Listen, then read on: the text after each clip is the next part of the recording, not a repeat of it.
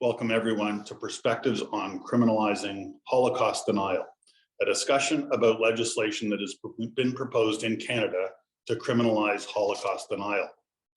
My name is Jeff Rosenthal, and I'm the co-chair of the National Board of CIJA, the advocacy agent of Jewish federations across Canada. CIJA is a national, nonpartisan, nonprofit organization dedicated to protecting Jewish life in Canada through advocacy. CIJA represents hundreds of thousands of Jewish Canadians affiliated with Jewish federations across the country. In today's panel discussion, we'll discuss the challenges of legislating criminalization of Holocaust denial and what we can learn from other countries that have enacted similar laws. This discussion is part of CIJA's The Exchange series that brings together diverse voices on hot topics of interest to Canada's Jewish community. It's also the launch of CIJA's campaign to support this important legislation. Please make sure to check out www.cija.ca and follow CIJA on Twitter, Facebook, and Instagram to stay up to date. I'm now delighted to introduce our moderator for this discussion, Emmanuelle Amar, Director of Policy and Research at CIJA's Montreal office. Thank you, Jeff, for the kind introduction, and to everyone for joining us today. Like you, I am concerned about rising anti-Semitism in Canada. Today, we have gathered expert panel to help us understand how new legislation in Canada might make our efforts to combat anti-Semitism more effective. So joining us is Michal Cotler-Wunsh, who among many roles is an international legal expert, a Canadian-Israeli former member of Knesset,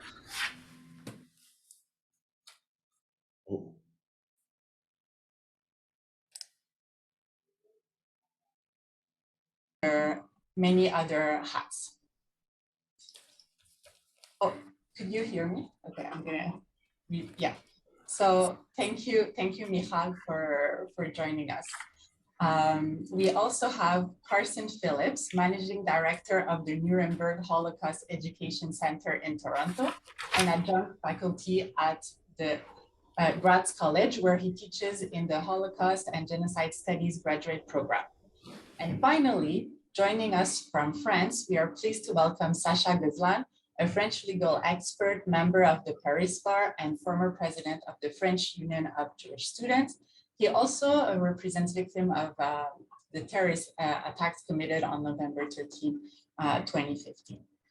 To ensure your perspective is included today, we have gathered questions from the public in advance, and we also invite you to pose your questions in the Q&A box of this webinar, and we'll do our best to get to as many as possible. So to begin, I would like to ask you, Carson, can you just tell us simply what is Holocaust denial? Why is it problematic in the discussion of modern day anti-Semitic, and what advantages might you see for Canadian legislation to be put in place to combat Holocaust denial? Good afternoon, and thank you. I believe in its most basic form, Holocaust denial is really an attempt to negate the historical fact of the Holocaust. And in some ways, but not all perhaps, it's also an attempt to rehabilitate racist, anti-Semitic doctrines and ideologies that were certainly perpetuated by the Nazi regime, the National Socialist regime in Germany. And of course, it has very many forms. We certainly have outright Holocaust denial, we have distortion, minimalization, but I think in all of these forms, what we're seeing is it's an anti-Semitic act. And Holocaust denial poses, I think, many threats, both to Holocaust memory, and I would also say that it's a threat to Canadian democracy. The Holocaust is often utilized as being one of the foundational cornerstones of modern human rights. And an attack on the Holocaust is certainly an attack on Canadian values and Canadian democracy. And it needs to be taken very seriously. Unfortunately, in Canada, we have had a long history of anti-Semitism. You know, many, I'm sure, of the participants and viewers here today will remember, you know, going back into the 80s with the Zundel trials, which were really, you know, Toronto at that time was a hotbed for, you know, the type of hate and racism and anti-Semitism that was coming out of Zundel. And unfortunately, we're still seeing manifestations of this today, whether it's online, whether it's through, you know, I'm sure many people saw earlier this year, the teaching college revoked the license of a teacher in Timmins, Ontario, who was also an active Holocaust denier. So I think the time is really right for this. And it's an important statement about Canadian values, respect for diversity, and also protecting our democratic institutions in Canada. Thank you, Carson. Michal, would you agree with Carson's assessment? And do you think legislation to criminalize Holocaust denial would help in addressing the problem of anti-Semitism in Canada? And also, do you see any challenges that might come with such a legislation? First of all, thank you, Emmanuelle, and thank you, CIJA, for organizing this very, very important discussion, I think relevant for all over the world, not strictly for Canada, as we see rising anti-Semitism everywhere. I truly appreciate the opportunity of engaging, of listening to Carson, to Sacha, to learning from the experiences of other countries. And I just want to sort of preface what I'm about to say with a very basic understanding that, and I dedicate much of my time to the imperative that I think we have to identifying, exposing, and combating anti-Semitism. So I'm saying that just, you know, for the record. And then I do want to ask the question, if very specifically, and I'm reading, you know, today's sort of panel's description in response to rising anti-Semitism, and including the experience of France and Germany and other countries that have enacted legislation to criminalize Holocaust denial. Does the criminalization of Holocaust denial, in fact, meet the goal of combating anti-Semitism? I think that that is the question on the table for us this evening. And I, as I said, look forward to hearing from Sacha and the experience that France has had. And I do want to add another lens to this. And the lens that I'd like to propose that we consider is one that is based partly on anecdotal experience from Israel's parliament in the attempt to engage actually, and we'll talk a little bit more about it afterwards, the social media platforms in their sort of imperative to address online anti-Semitism. And in many, many ways, what some of the digital platforms did do is a little bit of what we're talking about. So they took out of the IRA working definition of anti-Semitism, the International Holocaust Remembrance Alliance, for those that might not be familiar with it, a very comprehensive definition of anti-Semitism, the result of a very lengthy democratic process, which is unanimously adopted by the member states of IRA, Canada included, that includes Holocaust denial. What the social media platforms did was actually take out the chunk from the IRA working definition of just Holocaust denial.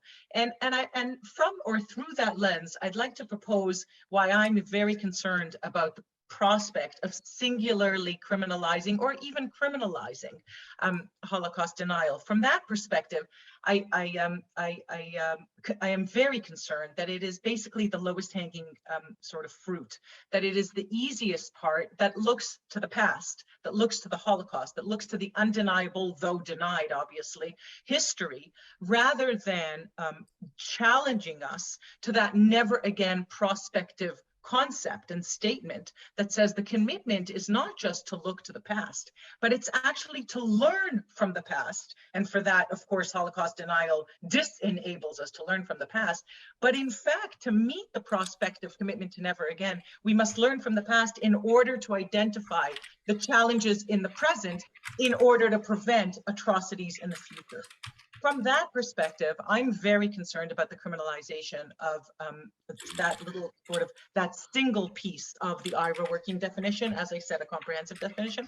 And I'll give two more concerns. One is that it takes us to the discussion that I believe we're going to sort of venture into later this evening about free speech versus censorship. And so it takes our eye off the ball from combating anti-Semitism to, is this a free speech issue? Where in fact, what we are concerned with is combating anti-Semitism that should concern every country, every democracy, with anti-Semitism as what I call a predictive example, certainly at the age of disinformation, a predictive example of that disinformation and of the challenges and even threat that it poses to democracy.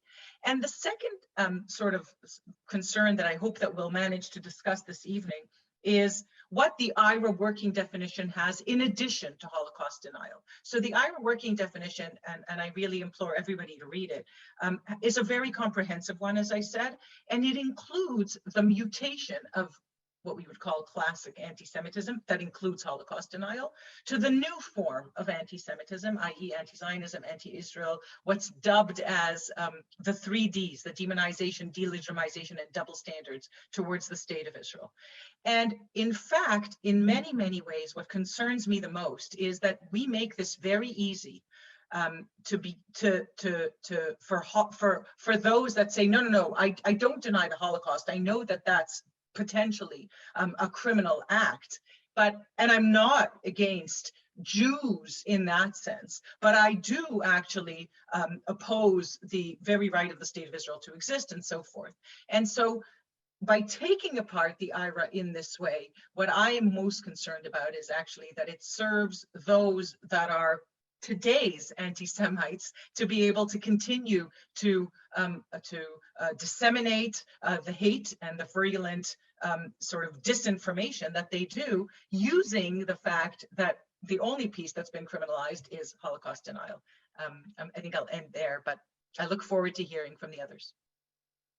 Thank you, Michal. And yeah, absolutely. And also to your point on IHRA, great tool, but it requires people to actually read it, which is something that we're all pushing for. On the point that you brought about the importance of looking at this situation in France, Sacha, I'm going to turn to you now. Can you give us a bit of context and share the experience of the legislation in France that criminalizes Holocaust denial? And from your experience, do you think it has been effective at combating Holocaust denial, but also anti-Semitism more broadly? Well, thank you very much for the invitation. I'm really happy to speak on this very important issue. In France, in fact, we have an experience on fighting Holocaust denial through law and through trials, and we had many in the past decades. First of all, to understand the situation in France, which is, I think, a bit different from Canada or in the States, for instance, the Ghetto law, which penalized Holocaust denial in France, was adopted 40 years ago. It was at a time where, for the first time since the war, we saw Holocaust denial rising in France. And it was at the time where Holocaust survivors started to speak up about what they had to live during the Holocaust. So they refused to speak for about 40 years. And at the time, they started to testify in front of children in schools. Holocaust deniers started to rise.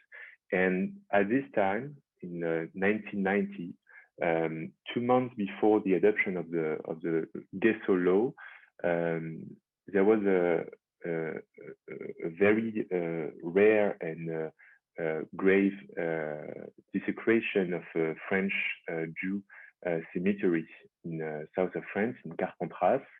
And in reaction to this desecration, 1 billion people marched in the street to protest against this rising anti-Semitism. And just 2 months after this anti-Semitic act, the Ghetto law was adopted. It was not that easy, and the discussion we have today is the same people had 30 years ago. Because people say that if we want to fight Holocaust denial, well, criminalizing this argument would only make them grow, because Holocaust deniers will try to use this prosecution to prove that they are in fact martyrs of the official history. And that's that was one of the main arguments against it. Second of all, people say that, well, it's not lawyers, it's not judges and parliamentaries to say what was the history. And for months, we had this debate in the parliament, and we still have this kind of argument in the French public debate, that it's not it's only to historical professionals to say what is history.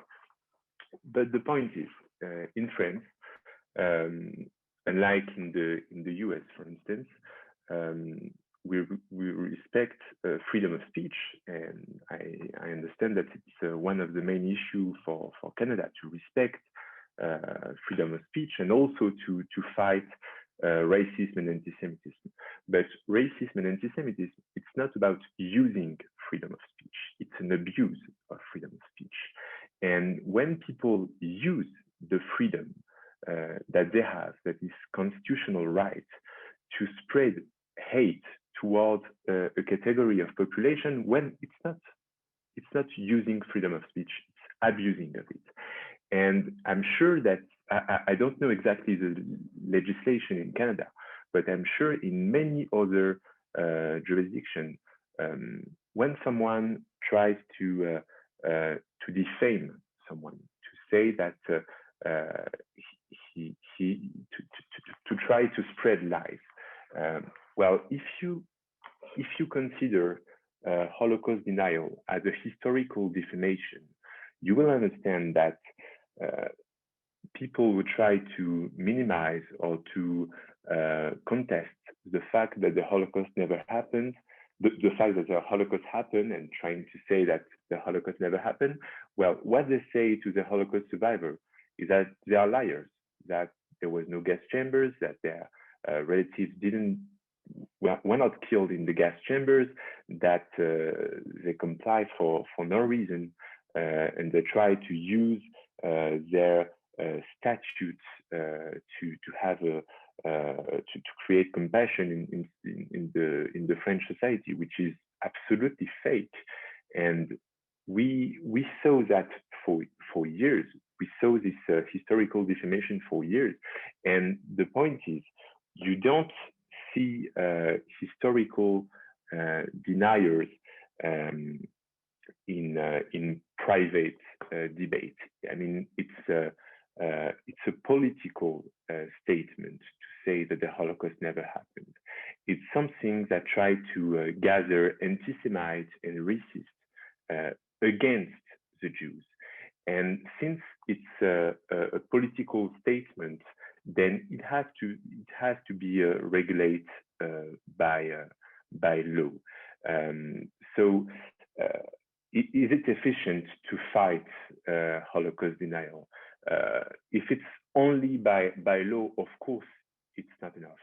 Of course, it won't be enough to tackle the rise of antisemitism, and especially with the rise of social media. For instance, 3 years ago, when you try to search Holocaust or Shoah on YouTube, in the 10 first results, you may see Holocaust deniers video instead of conference or lectures of Holocaust survivors. And for years, we asked YouTube and Twitter and Facebook to remove these hateful videos, and they refused because of the American First Amendment, saying that it's freedom of speech. But it's not freedom of speech, it's fake news. And if you imagine children trying to work for school for an expose on the Holocaust and trying to do his research on the internet, on the social media, it's not acceptable that he sees in the first result Holocaust denial videos. It's not about the freedom of speech, it's about rising antisemitism. So of course, prohibiting Holocaust denial, it won't be enough if you don't try to, and I know that CIJA does this work, but if you don't try to train people on the study of the Holocaust and to create a real policy on how to transmit the memory of the Holocaust, it won't be enough. If you don't train judges to apply law and to make sure to understand what exactly is a Holocaust denial speech, well, it won't be efficient. And finally, if you don't level up pressure on the social media, explaining them that Holocaust denial, it's not about freedom of speech, but it's about an abuse of this freedom of speech, and that you cannot raise and create money with advertising on YouTube, for instance, on this kind of videos, well, it won't be enough. So it's a kind of a full system to adopt and to make sure that we can fight this rising form of antisemitism. Thank you, Sacha. And yes, absolutely. All these elements need to be part of the answer. And I'd like to focus on something you said, maybe a question for you, Carson. So the context in which the legislation was adopted in France was very specific and included, a mixture of course, the history, but also the rise of anti-Semitic incidents. So let me ask you very plainly, do you think criminalizing Holocaust denial in Canada makes sense in our current context? Yeah, I would completely agree that in our current context, it does make sense. And I think we have to see it as working hand in hand with education. So for me, I can't speak to the legalities of it. I'm not a lawyer, but I am an educator. And I can speak to it in that sense that we need this type of criminalization to hopefully stop the behavior, to put a fence around the behavior and stop it from proliferating. And then attitudes and ideas and concepts, these can be worked on through an educational platform. So I see the two of them as being really integral. So centers like our own, who are actively involved both in public education for the general public, as well as in school students, this becomes really working in synergy to fortify all of this. So to me, it's not an either or situation. It's a combination, and I see this as really strengthening and working together. And I would just sort of add that, to sort of echo what Sacha's been saying, I don't see this as well, I don't see it so much as a freedom of speech. This is really an abuse of speech. And within the Canadian context, which I think sometimes can become a little murky because, our neighbors to the south are perhaps much more vocal. We see and learn about, even First Amendment rights through television, through pop culture. And so that becomes a very strong influence, I think, on our perception of what free speech is in Canada. But free speech in Canada, I believe, also comes with a responsibility to the listener. And so the listener, does the listener have to be exposed to hate speech and an abuse of free speech? And I think this also comes into play of talking about values and educating about what our values are. And so limiting or putting sort of a fence, as I often say, around free speech, if it's going to help to contain hate speech, then I think criminalization of Holocaust denial is really an important step towards that. Yeah, absolutely. Thank you. Michal, can you develop a bit more on free speech and the impact that legislation to criminalize Holocaust denial would have, and the interaction of the different legislations. So yes, thank you, and thank you for Sacha and Carson's really thought-provoking comments, and of course, and I do want to say in response to what Carson just said, actually, education is the key. At the end of the day, really everything else that we're talking about is additional mechanisms that enhance or improve or assist. But at the end of the day, education is the key. And that is one of the hardest things to say, because it actually is the longest process. There is no quick fix in education. There is no, one sort of act or legislative proposal that will assist. Education from the beginning of life and right through. And even when I say, I encourage people to read the IHRA working definition of anti-Semitism, and I say it in rooms full of people that I know care about this issue, and yet many of us do not know the processes. So the education is critical. I agree with Carson 100%. I do want to add, in a continuation to what Sacha presented, and even in reflecting on why the countries that criminalized, and I'm differentiating criminalizing from what we'll talk about maybe a little bit after, in the adoption of the IHRA working definition of anti-Semitism, let's say by the digital platforms, in order to create a transparent policy and so on. But I do want to add that, there are two critical questions. One is, why did those countries, France, Germany, that criminalized Holocaust denial do so? And Sacha offered us a lens into that understanding. But the second is, and it's key, and Canada must learn from this, did it help? Because if it did not help, and I say this as a lawyer and as a former legislator, but I say this as a cautionary tale, because I'm a lawyer, because I take the law I hold the law in the highest respect.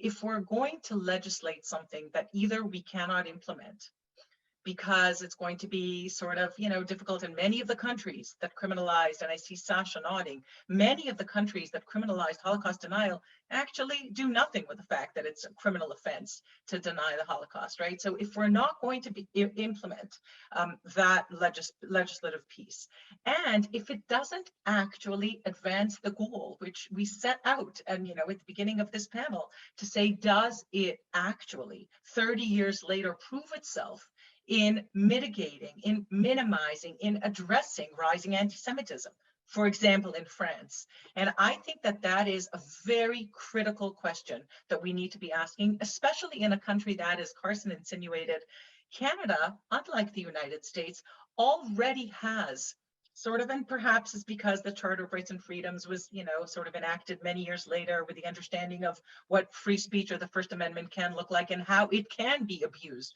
for hate speech and incitement and fighting words and libel and everything that we spoke about.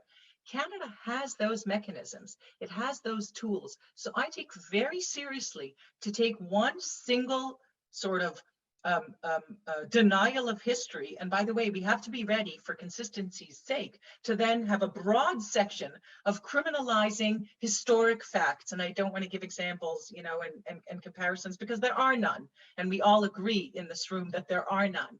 But we do have to be prepared for the question that will be asked: why have you singled out this one historic fact and criminalized it? And for example, the Armenian genocide has not been criminalized. So when I look at this in a comprehensive way, I would add the three questions: is, in Canada's context, knowing Canada's already balanced approach to free speech that includes fighting words and hate speech and real mechanisms that maybe they have to be adjusted, that maybe those understandings, those definitions. I even wrote for myself a note. According to Statistics Canada, for example, Jews remain the most targeted religious minority, except that anti-Semitism is not just about religion, right? So if what we need to do is ensure that Statistics Canada adopts the IHRA working definition of anti-Semitism, then I would argue that is a much more holistic approach to what the goal that we set out to do is, which is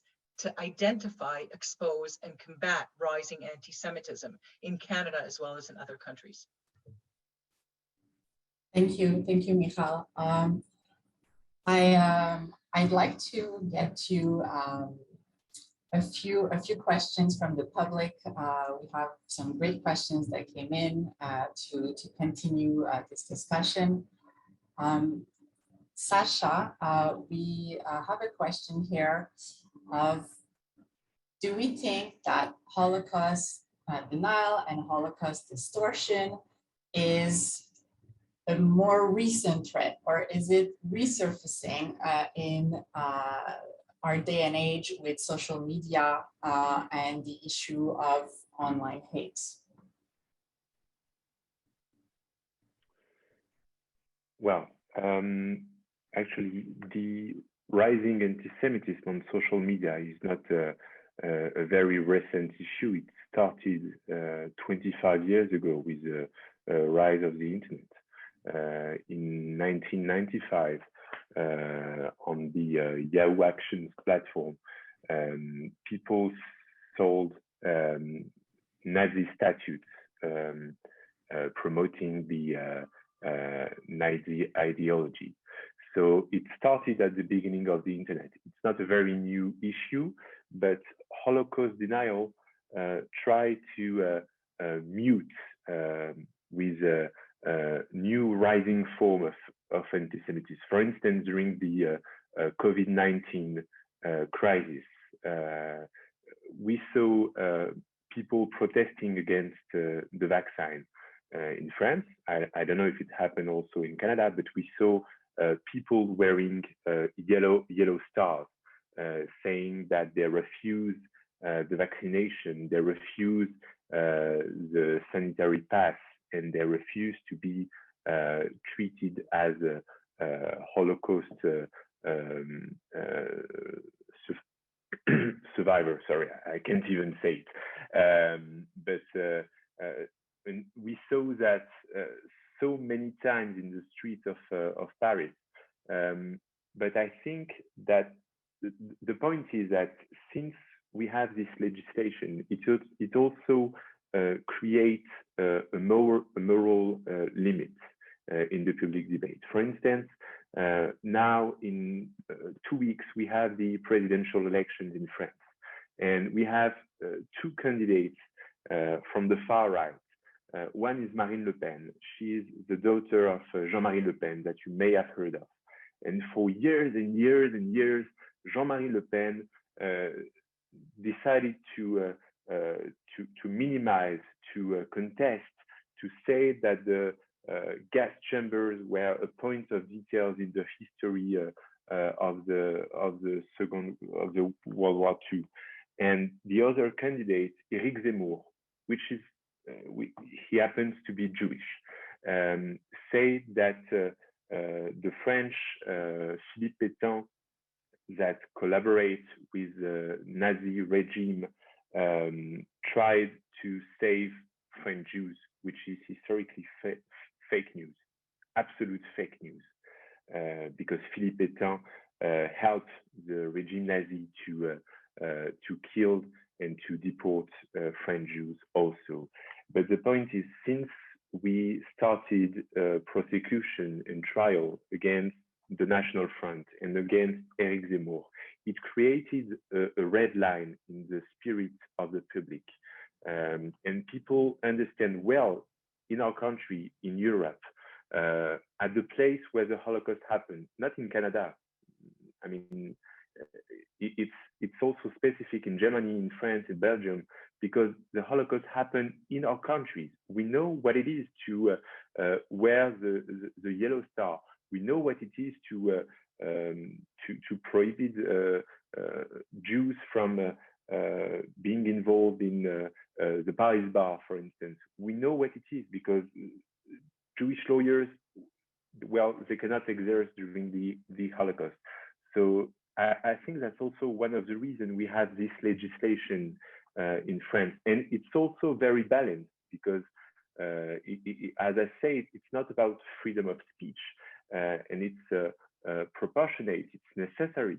And I think it's appropriate to the objective. And the objective is to fight racism and anti-Semitism that are rising in Europe and all across the world. Yes, Absolutely.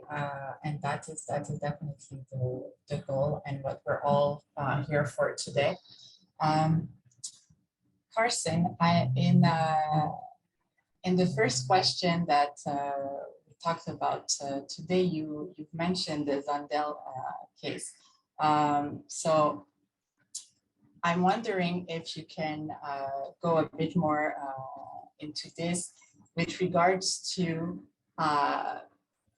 the tools that we have in Canada today with regards to hate speech, incitement to hatred, or promoting genocide.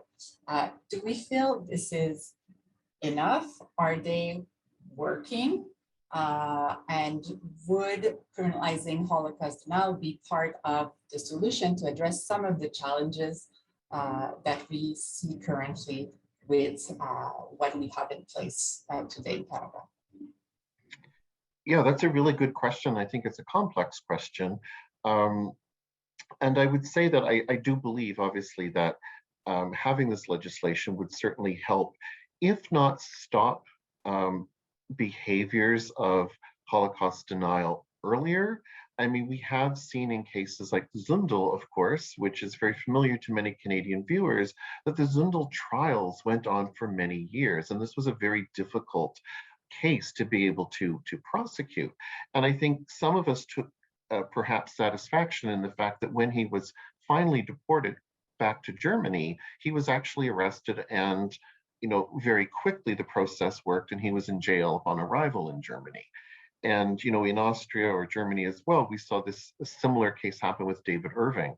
And so I think some of these, especially high profile cases, can be very effective if we can get to it sooner rather than later, which I think unfortunately has been perhaps the case in Canada, where it's taken a fairly long time to be able to get to it. So I think naming hate is an important aspect, naming Holocaust denial, getting the process moving faster, and having education, which I know we've all talked about here today, is really an integral part for this. And I do think that together there are solutions that will be effective. Absolutely, thank you. Michal, I'd like to hear you a bit on this.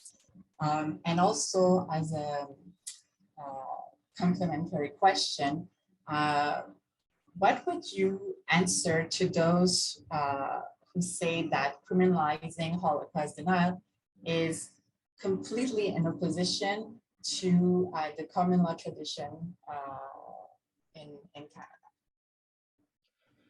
So I do want to reiterate that the complexity of the question is such that, we keep talking about Zundel, but in fact, and in Canada, we know that Keekstra was actually criminally charged under the criminal code legislation of willful promotion and hatred and contempt. So we have, in this case, both situations, and I would actually love to hear, if we'll have the chance, about those high-profile cases. What my co-panelists think about the discussion, the public discussion that ensued, and the opportunity to educate the public through that discussion. I know it's counterintuitive. I know, it is painful, and certainly when we talk about victims of the Holocaust, the trauma and the post-trauma that it elicits is unbearable.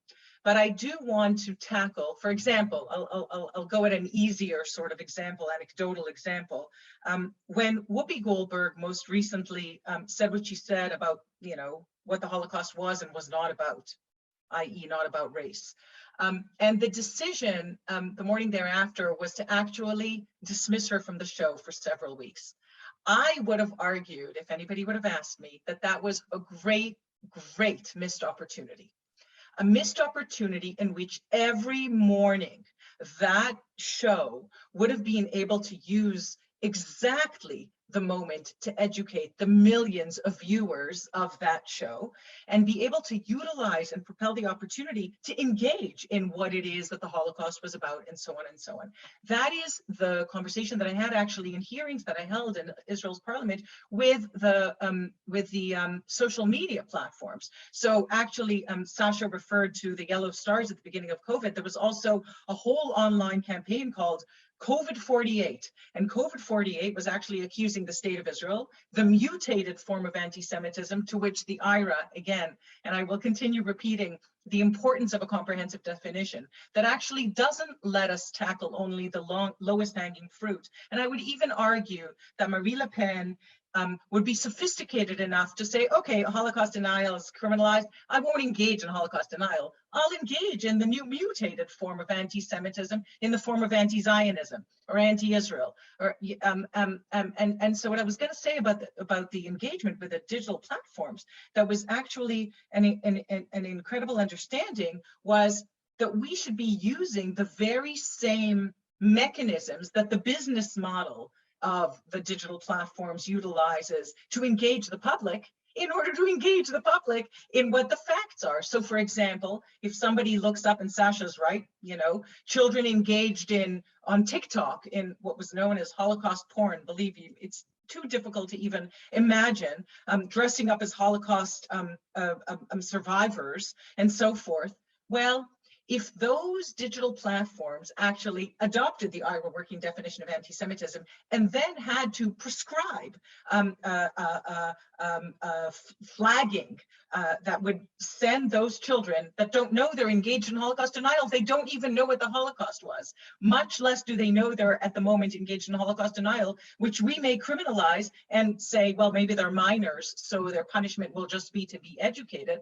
But in fact, what needs to, in a much more appropriate way, I would argue, happen is that the social media platforms have the responsibility and are held to account for the transparency of applying their policy, which includes a definition of anti-Semitism, in which Holocaust denial is one of the forms of anti-Semitism, and those engaging in, whether it's Holocaust denial or any other form of anti-Semitism, are sent through a link to Holocaust education, if they're engaged in Holocaust denial, to what Israel is or what Zionism was as a progressive national liberation movement, and so on. And so really, and I bring us back to our original question, is if the goal is to combat anti-Semitism, and I would love to see the statistics, because 30 years later, and we all know that France and Germany and the majority of the countries that have criminalized Holocaust denial are seeing a very troubling rise in anti-Semitism. And so it is our duty to actually look at Holocaust denial as a mechanism. Has it helped 30 years later? And then to initiate the steps that actually are probably much more complicated, probably much longer term, but I caution, because in many ways, and as a former legislator, I'll say, this is sort of marking of a V. It's the lowest hanging fruit. And we should not for a moment confuse this lowest hanging fruit with legislators thinking, oh, we've done something, we've combated anti-Semitism, when in fact, data and empirics may show that criminalizing Holocaust denial hasn't actually made a dent in the rising anti-Semitism in Europe 30 years later. So. Thank you, Michal. And I think, Sacha, I have to ask you to respond to that. Can you address these last points from the French? Yes, of course. It's a very good question, but the point is actually, I don't think you can you can draw a line between rising anti-Semitism in its new forms and the fact that a country has developed legislation to address rising Holocaust denial. Because the point is, it's not Holocaust deniers that killed people in the hypercacher or in the other school. It's a different kind of anti-Semitism. So you cannot draw a direct line between these two facts.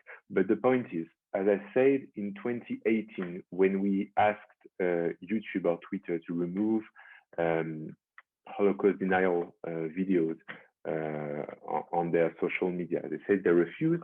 And suddenly in 2019, YouTube said that they refused Holocaust deniers on their social media. And since this time, when you tap Shoah or Holocaust on YouTube, you see that there is no more this kind of video in the top 10, top 20, or top 50 results. So, of course, the point is legislation, it's not enough. It's not enough, and you cannot sleep well if you only think that just criminalizing Holocaust denial would be enough to tackle rising anti-Semitism, because anti-Semitism, as you know, is mutating, is created from various forms, and we saw that in the past years with the rise of conspiracy theories. I mean, people saying that, well, because of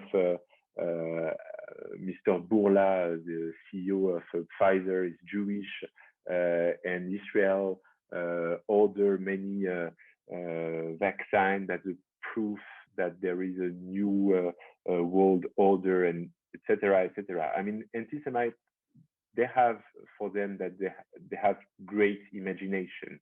So we cannot imagine that law will be only enough to tackle anti-Semites, but it draws a line. It draws a moral line, and if you can create a start and improve the global policy to tackle anti-Semitism, well, it's a good start, and you should try it. The second point is I like a phrase of Elie Wiesel. He was a Holocaust survivor and a Nobel Peace Prize, and he said that the perpetrator always killed twice, and the second time is by silence and by forgetting. And when we see people trying to deny or to minimize the Holocaust, well, they perpetuate the Nazi propaganda. They perpetuate the willing of the Nazi to erase proof from the crime. And I think that's also a good reason to legislate on this issue. And maybe it won't be enough. And as I said at the beginning, if you don't train judges, if you don't put pressure on social media, I mean, economic and political pressure on social media, it won't be enough, but it may be a good start. Thank you. I'm looking at the questions we're getting from the public, and we still have quite a bit on free speech. And so, Carson, looking at those questions, I'd like to ask you, so we're talking today about criminalizing Holocaust denial. Do you think it creates a precedent for criminalizing, you know, other things that other people might want to also, you know, put a muzzle on? And why is it so important to ensure that, you know, Holocaust distortion and Holocaust denial are, you know, not tolerated? And again, thank you. And again, this is I think, a very complex question with lots of different moving parts to it. And my initial reaction to this is that, you know, I think as Sacha's been saying, it's really important to draw a moral line. And I think, you know, in Canada, where we are a pluralistic society with strong democratic values, I think this is one way, one example and way of being able to draw a moral line in the sand and to be able to say there are certain abuses of free speech that will not be tolerated, and for very good reasons, because we know where this can lead, obviously to the Holocaust. But I think also looking at it from the perspective that Holocaust denial is really, it certainly does, it is a form and leads to anti-Semitism, but it is also an attack upon democratic values, which we value so much within the Canadian context. And I think this is also really important to understand how functioning democracies work and how they can be either attempts at delegitimizing them, attempts at delegitimizing the human rights values, which we have come to cherish in this country. And so I see it as a very important, to use Sacha's expression, of being able to have this moral line, which is so significant for us. If this leads to other events in history also, then I think, wanting similar sorts of legislation, then I think these are conversations that we need to have. I think this is what makes democracy so vibrant, is that we're not introducing something and then it is codified, but then it's not changing ever, but we are engaging in this process of a living, breathing, vibrant democracy. And so, yes, I have no qualms about putting a fence around abuses, hate abuses and abuses of speech. And I think this is all for the greater good of our society. And we're starting to see this somewhat organically perhaps appear. There's been mention of TikTok today, and I'm a generation that's removed from that, so I'm not obviously on TikTok, but I'm informed, so I know that UNESCO has formed a partnership with TikTok. And so again, as we've been talking about educational solutions, someone encountering anti-Semitic or Holocaust denial material on TikTok are now being directed to sites and websites where they will get legitimate, honest, historically accurate information. And this is such a vital component, I think, for tackling this. And my last point I'll just make is that for me, it's not an either or. It's not legislation or we do something else. It's that I see all of these working synergistically together, and they all have their own unique role to play. And when I do workshops, I'm often, and my colleagues sort of laugh at me because I will say anti-Semitism is really like the seven-headed Hydra of Greek mythology. There are so many different aspects to it that if you think we have one perfect answer for it, you can chop off one head of the Hydra and there's still 6 or 7 that are still left to attack. So a multi-pronged approach is really the only way that I see moving forward in tackling some of these issues. And again, just seeing them work synergistically and having that moral line behind us really fortifies us to move forward, I believe. Absolutely.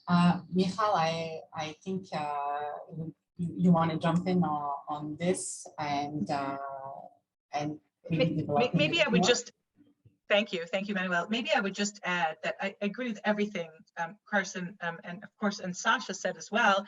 And Carson gave some really great examples that actually are all not a result of the criminalization, right? So TikTok actually, enabling that educational partnership with UNESCO, educational piece on Holocaust denial. What I'm very cognizant of, and as you speak about the moral line that we shouldn't pass, is it's a very, very low bar that we're placing. So if we're placing the bar so low, well, maybe this is, more true in Israel than elsewhere, but there is this understanding that says, well, if you didn't say that it's illegal, it must be legal, right? If it doesn't say there's no U-turn, I can make a U-turn. That understanding of, and it's very human to sort of say, well, nobody said it's not allowed, so it must be allowed. When we recognize, Carson, what you just said about the mutation, that Hydra, the seven-headed, monster, and the mutation of anti-Semitism that we already know has mutated, that we already know has taken these additional forms. If we cut off just this one head and say, suffice it to say that the criminalization of Holocaust denial is how we are tackling rising anti-Semitism in Canada, because I remind us that is the response we've devised. There's a rising anti-Semitism in Canada, therefore we're criminalizing the Holocaust.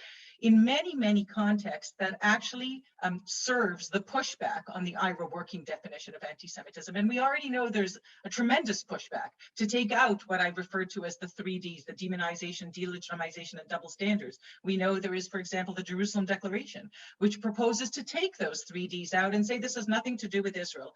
But in fact, if you replace the word Jew with Zionist, it's become legitimate to be that kind of, it's not now called an anti-Semite, it's only called an anti-Zionist. That's what enables the permeation of that kind of anti-Semitism on social media platforms, on the streets, on university campuses, with Israel Apartheid Weeks, in a 20-year, at least, systematic from Durban 1 approach to Israel equals an apartheid state, which in 1975 we knew of as Zionism equals racism.